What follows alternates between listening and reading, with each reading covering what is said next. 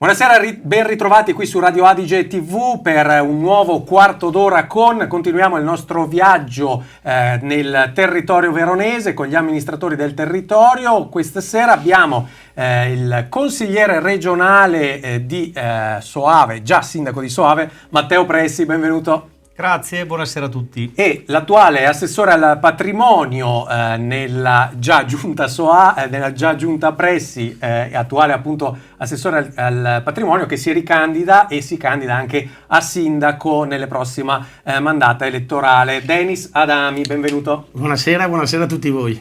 Allora, cominciamo da Pressi. Lei è eletto da pochi mesi in Consiglio regionale, l'abbiamo già vista molto attivo, molto pronto sul territorio, un'esperienza da sindaco. All'epoca era uno dei sindaci più giovani della provincia, forse il più giovane, non lo so.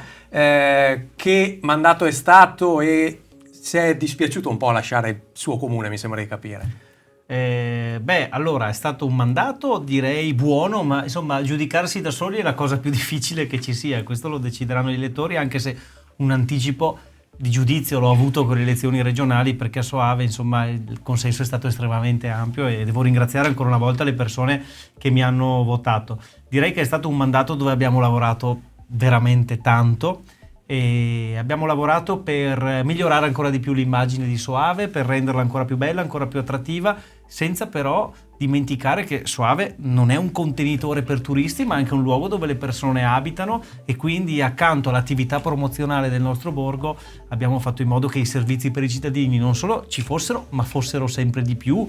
Tanti interventi che riguardano da vicino la vita delle persone, e poi abbiamo impostato un metodo di lavoro che vogliamo conservare, vogliamo riproporre, e quindi io sono contento e pronto a lasciare il testimone, perché prosegue praticamente tutta l'amministrazione uscente e questo dal mio punto di vista è una garanzia.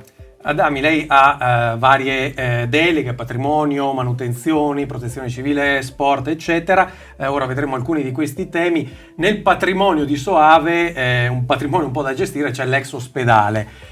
Qui da anni si parla di come gestire, quale destinazione, cosa si può fare, perché poi ci sono anche dei limiti. Mi sembra che si sia trovata una quadra, anche grazie a un finanziamento di Cari Verona. Ci racconti un po' qual è Certamente. lo scenario? Allora, l'area dell'ex ospedale per noi è una cosa molto importante, soprattutto una cosa sentita dai nostri cittadini.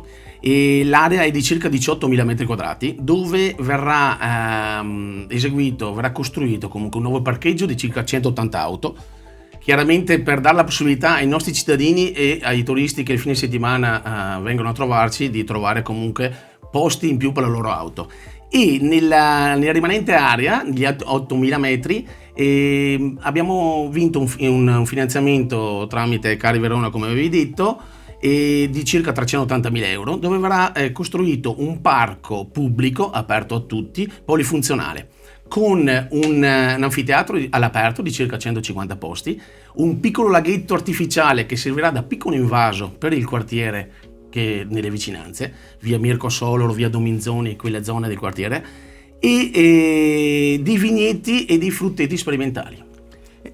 Ecco, ovviamente questo è un intervento importante, impattante, che insomma darà lustro a un'area abbandonata da qualche anno. Ci sono poi però una serie di piccoli interventi più o meno piccoli, sia in centro storico che nelle frazioni, che sono importanti da portare avanti. Qui cosa c'è in cantiere o cosa bisognerebbe fare? Allora, nelle frazioni ci comporteremo come ci siamo comportati negli ultimi 4 anni, nel senso far sentire le persone, i cittadini che vivono nelle frazioni, proprio cittadini di Soave. Quello che stiamo portando avanti negli ultimi tempi nelle frazioni, vi faccio un esempio, è un finanziamento vinto nella Regione Veneto per le avversità atmosferiche del 2023 e del 2024 per la sistemazione delle strade di collina. Lì abbiamo portato a casa a fondo perduto 645.000 euro, dove ci stiamo impegnando al rifacimento della maggior parte delle arterie più importanti delle nostre frazioni, nella zona di Fittà, nella zona di Castelcerino Costeggiola. E invece per il capoluogo la cosa più importante, non è una piccola opera ma è un'opera importante, è il rifacimento di Corso Vittorio Emanuele all'interno delle mura scaligere. Lì è un'opera che sicuramente mi ha messo in cantiere verso la seconda metà del 2027, per il semplice motivo che prima di pensare a Corso Vittorio Emanuele come farla, dobbiamo aver costruito il parcheggio nell'area dell'ex ospedale per dare la possibilità ai residenti di poter parcheggiare da una parte le loro auto affinché si possa ricostruire Corso Vittorio Emanuele, dando a quella via un nome degno e non essere più una via di serie B all'interno delle mura Scalligere. Parliamo, appunto, abbiamo parlato di strade, ma poi i cittadini appunto hanno bisogno di servizi, i giovani cittadini hanno bisogno di scuole e una scuola sicura e nuova magari in cui andare. Questo è un tema che vedo che è molto caro ai sindaci che vengono a questo tavolo. Anche a Soave qui c'è un bel finanziamento PNRR che è stato messo a terra. Assolutamente sì, siamo in fase di addirittura per la nuova costruzione appunto del polo dell'infanzia, e su un'area di circa 4-5 mila metri quadrati, e che dovremo inaugurare a breve, nel senso che a settembre con l'apertura della nuova attività scolastica i bambini dalla vecchia sede dell'asilo si trasferiranno nella nuova sede. Parlando anche per dare la dimensione dell'intervento, quanto è il finanziamento? Il finanziamento sono circa 6.600.000 euro. Ecco, quindi comunque un investimento importante Molto per importante, un sì. comune di 7.000 abitanti. Tutto del PNRR. Tutto PNRR, ecco, quindi importante, appunto si dice ogni tanto non si fanno girare i soldi dei fondi europei, qua invece insomma giustamente stati messi a terra. Parliamo di giovani, parliamo anche di sport, anche qui cosa si può fare di meglio per migliorare appunto le strutture? Sì, allora 4 anni fa in campagna elettorale avevamo promesso di partecipare a un bando sport e periferie del Ministero dello Sport. Prima era uscito un bando di circa 500.000 euro che non abbiamo partecipato perché i fondi erano terminati. In seguito, appena siamo verso ottobre 2022, abbiamo partecipato al secondo bando di sport e periferie e siamo riusciti ad essere comunque accettati in graduatoria e per circa 700.000 euro. Poi in seguito abbiamo partecipato anche a un bando regionale di 200.000 euro che siamo riusciti a portare a casa. Cosa ci servono questi soldi? Costruiamo una piccola cittadella dello sport. In poche parole, finalmente avremo il nostro campo a 11 da calcio in sintetico di ultima generazione. Avremo una piastra polivalente per il tennis, gioco del tennis, del basket o comunque per attività motoria e attività libera, e 2 campi da padel. Ecco, padel che insomma sappiamo che negli ultimi anni è cresciuto Esatto. molto. Un bisogno primario dei cittadini, oltre alla salute e le buche nelle strade, che quelle insomma mi sembra un tema un po' dappertutto, ai sindaci si va a rompere le scatole, Dopo scusate. il Giro d'Italia non ne abbiamo più. Ecco, c'è quello. O le elezioni al Giro d'Italia e poi si tappano le buche. Queste sono un po' le battute che si fanno anche fra i cittadini al bar. La sicurezza. La sicurezza è un bisogno primario. Ovviamente il comune può fare fino a un certo punto, nel senso che quella è una prerogativa delle forze dell'ordine, la polizia, i carabinieri, eccetera, però qualcosina si può fare. Spesso è la videosorveglianza, anche a Soave avete lavorato su quello, giusto? Assolutamente, ritorno alla frase precedente, sicuramente la sicurezza, la responsabilità è delle forze di sicurezza. Infatti noi con l'Arma dei Carabinieri e la nostra caserma della Guardia di Finanza abbiamo un buonissimo rapporto, dunque ci aggiorniamo comunque periodicamente sulle attività che vengono svolte, comunque come gira il paese, in poche parole. E invece sulla videosorveglianza, che qui scusate se mi ripeto, ma abbiamo vinto un ulteriore bando di circa 110.000 euro per appunto la copertura di tutto il capoluogo, ma anche di tutte quante le frazioni, di un servizio telecamere proprio del comune di Soave. E questo anche per rassicurare un po' i cittadini sicuramente è una mano in più. Io vi farei vedere, ma insomma lo sapete meglio di me, questo articolo da Pantheon, il nostro giornale versione online. Soave nella serie Costanza, una serie Rai, riprese qua era un articolo di un paio di mesi fa, riprese a maggio nel borgo veronese. Insomma, Soave col turismo, con il borgo dei borghi, il borgo più bello d'Italia, insomma non ha bisogno di presentazione, oramai è noto probabilmente a livello nazionale. Un patrimonio anche da preservare. Come si lavora anche per rendere Soave sempre nella testa degli italiani un bel posto in cui vivere, in cui passare un weekend, ma anche appunto soprattutto dare lustro al patrimonio che si ha? Beh, allora guarda, il mercato turistico è in continua evoluzione, cioè se tu ti fermi nella promozione, nel giro di poco tempo vieni giocoforza dimenticato. Noi stessi andiamo a visitare posti perché magari tramite Facebook, tramite soprattutto i social, oggi viaggia tutto molto attraverso i social, veniamo informati dell'esistenza di quel borgo, di quella città dove magari c'è una cosa particolare e quindi è un tipo di mercato velocissimo dove bisogna ogni giorno inventarsi letteralmente qualche cosa. Qui abbiamo avuto la possibilità di avere la serie TV Costanza, la RAI ha un impegno con lo Stato che riguarda anche il contratto che proprio ha stipulato con lo Stato per essere l'emittente pubblica, di valorizzare tutte le regioni italiane portando le serie TV all'interno dei territori regionali. Qui in Veneto per tanto tempo abbiamo avuto Un passo dal cielo che era ambientata nel lago di Misurina. Serie finita, avevamo l'opportunità di averne un'altra e tramite la regione siamo riusciti ad avere Costanza, che comunque io credo ci darà una buona visibilità, anzi ce l'ha già data ancora prima di arrivare, perché poi quando arriva la serie TV gioco forza, c'è la curiosità. Ma non è finita, perché sapete che come Regione Veneto noi abbiamo un ente, la Veneto Film Commission, che si occupa di finanziare ma anche fare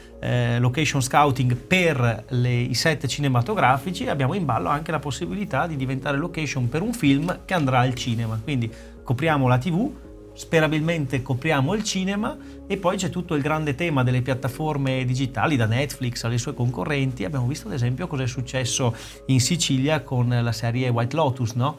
E quindi anche lì è un mercato da esplorare, perché non ci si ferma mai letteralmente. Abbiamo parlato dei giovanissimi soavesi, appunto, si dice soavesi? Sì. Quelli che ci vogliono male dicono soavari, esatto. per una questione di parsimonia. Per quanto riguarda invece ovviamente anche le fasce di popolazione più anziane, c'è bisogno poi di una rete di aiuto sociale importante. Qui un comune cosa può fare, cosa fa o cosa vuole fare? Ma è la nostra prima voce di investimenti. Noi abbiamo, credo, lavorato abbastanza bene con tantissime associazioni del territorio per dare dei servizi che non esistevano prima a livello di servizi sociali, o magari non esistono tramite l'ULSS.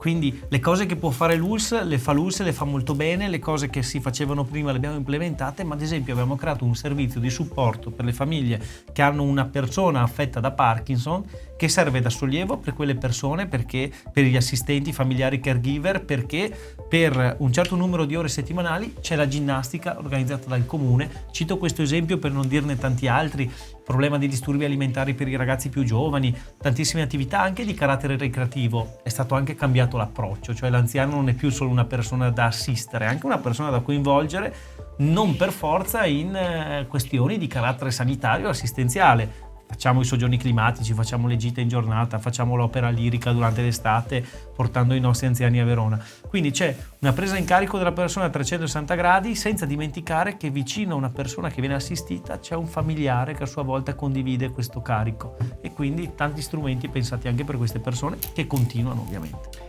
Adami, se lei sarà eletto sindaco avrà sicuramente un punto di riferimento in regione, nel Matteo Pressi, che tra l'altro si ricandida anche comunque per il consiglio comunale. La carica di sindaco e di assessore è incompatibile, ma quella di consigliere no. Cosa vi chiederete a vicenda? Un eventuale sindaco al consigliere regionale, il consigliere regionale all'eventuale sindaco? Da parte mia posso chiedere a Matteo chiaramente l'appoggio, se per caso avrò la fortuna di essere sindaco, l'appoggio per questi anni che ci aspettano davanti. Di togliermi un po' di lavoro. Di non venire a chiedere. No, scherzo. No, allora ovviamente io, se sarò eletto, perché poi ragazzi bisogna sempre prendere i voti e le preferenze. Esatto. Se sarò eletto io farò il consigliere comunale per tutti e 5 gli anni, lo farò volentieri, e darò al nuovo sindaco, alla nuova giunta. Io non farò l'assessore, non farò altre cose, e darò la mia mano, insomma la mia esperienza e tutto quanto. Però la cosa a cui terrei di più è continuare un percorso che io ho visto, ed è il motivo per il quale l'amministrazione si ricandida compattamente. Siamo partiti tutti un po' in qualche modo sprovveduti, però insomma sarà che siamo quasi tutti contadini, o di famiglia contadina, abbiamo imparato in fretta, E quindi la mia soddisfazione più grande sarà vedere questo gruppo che cresce, diventa sempre più capace di amministrare il nostro comune. Insomma, io l'ho detto a tutti quanti, noi non dobbiamo inventarci niente di nuovo o voler tirare fuori il coniglio dal cilindro. Secondo me noi dobbiamo fare quello che abbiamo già fatto, lui è perfettamente in grado. Se voi chiedete l'elenco degli interventi materialmente eseguiti, lui lo sa meglio di me, perché si è fatto carico di un lavoro molto grosso in questi 4 anni. E ripeto, bisogna andare dalle persone a dire una cosa semplice: sappiamo quali sono i bisogni del nostro comune perché l'abbiamo amministrato fino adesso, sappiamo quali sono gli strumenti per risolverlo, abbiamo anche qualche possibilità di avere qualche strumento in più grazie alla regione, grazie al fatto che abbiamo anche qualche collegamento con il governo, e mettiamo a sistema queste cose, le nostre capacità, la nostra rete di relazioni per rispondere ai bisogni delle persone, niente di più, niente di meno. Senta Adami, qui passano tanti sindaci, lei è un aspirante sindaco, Esatto. e i sindaci sono sempre un po' il parafulmine, appunto quando c'è la buca, il medico che manca o problemi che il sindaco non può risolvere, però comunque chiedono a lui, e si prende tante parole e a volte parolacce. Esatto. Quindi lei che vorrebbe fare il sindaco, ma chi glielo fa fare? Chi me lo fa fare? Innanzitutto l'amore che ho per il mio paese, e quello, guarda, non si discute assolutamente, perché sono innamorato di Soave. Poi chi me lo fa fare? Me lo fa fare l'aiuto che ho dalla parte della mia famiglia, e soprattutto l'aiuto che ho dal gruppo che abbiamo creato, che siamo riusciti a far crescere in questi ultimi 4 anni. Allora chiudiamo ricordando appunto che ci saranno le elezioni amministrative a fine maggio oltre a Soave, altri comuni del territorio veronese. Vi ringrazio per averci seguito, ringrazio gli ospiti di questa sera, Matteo Pressi e Dennis Adami. Grazie a voi. E continua la trasmissione di questa sera su Radio Adige TV. Come sempre l'invito a continuare a seguirci e seguire il quotidiano digitale Daily Verona.